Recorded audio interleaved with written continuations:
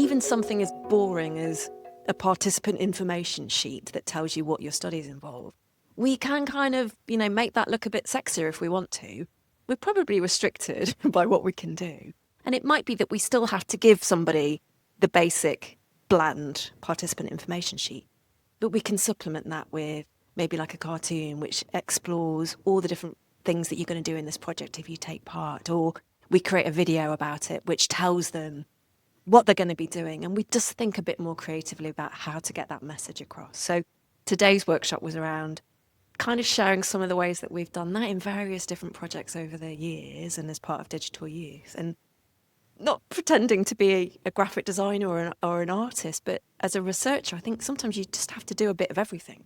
You can go a long way with just thinking a bit more creatively, and young people respond more to it. I think researchers are inquisitive and they want to try and find solutions to things. And actually, increasingly in the mental health world, I think we're embracing lived experience. We're embracing talking to the people who we want to use our interventions in the end.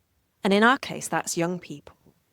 And young people now expect a level of quality of kind of the visual output. And if it's going to engage them, you can't ignore that. So even if you're not the person that could do that, you could probably work with somebody that is, or you could brainstorm together to kind of come up with whatever you are capable of.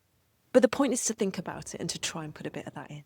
We've done an amazing project recently where we worked with young asylum seekers who were newly arrived to Nottingham, and we wanted to talk to them about whether they felt that they belonged in the community, whether they felt connected to the community and what impact that had on their mental health. But their language skills were not necessarily of a level that you could have an in-depth conversation. And in fact, some of them said to us, we don't have a word for mental health in our language, so how can I begin to explore that with a young person that doesn't have that concept?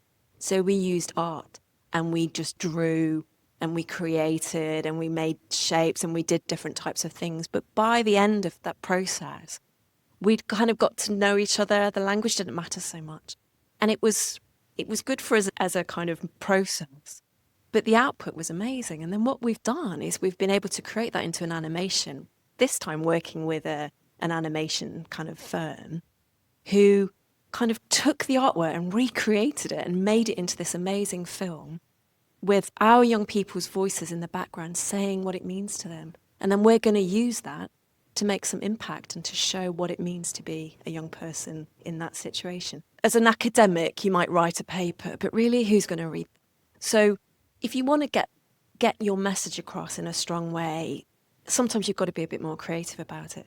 But it's also, arty approaches are useful at just making the process more understandable to a young person, for instance, or more likely to be something they want to engage with over time. Or it could just be something that makes it more accessible because you could produce information in a format that means a bit more to them. Or, just get your message across. So I think it's not just about art as the output, but just being creative throughout the process. I think you get better results at the end of it. It could be something as simple as thinking about a colour palette and a font choice and maybe, coming up with a logo or something that brings some consistency across the research materials that you're putting together. That it could be just that, but it gives the people that are involved in the project some sense of ownership of belonging to something. If you're working with young people, that could be project number one, is coming up with something, come up with our identity. Let's come up with a motif for our work and tie us all together that way. Simple things like just thinking a bit more, not using Times New Roman and just following the same old form is a good place to start.